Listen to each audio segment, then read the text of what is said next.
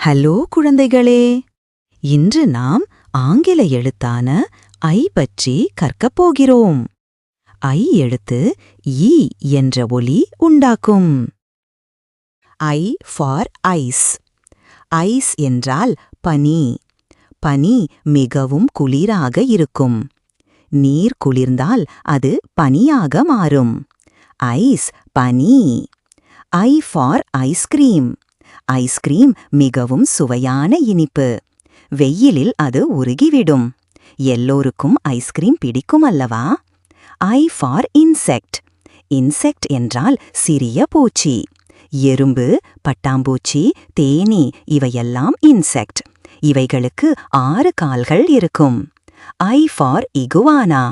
Iguana என்பது ஒரு பெரிய பச்சை பல்லி. இது சூடான இடங்களில் வாழும்.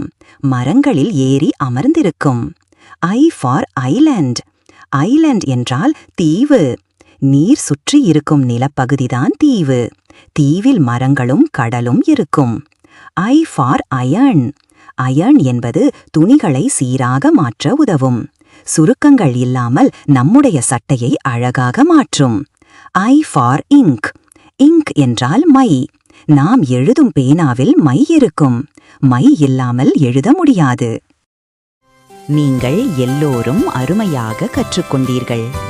இன்று நாம் ஐ எழுத்து வார்த்தைகள் கற்றோம். மீண்டும் சந்திப்போம் குழந்தைகளே. பாய்.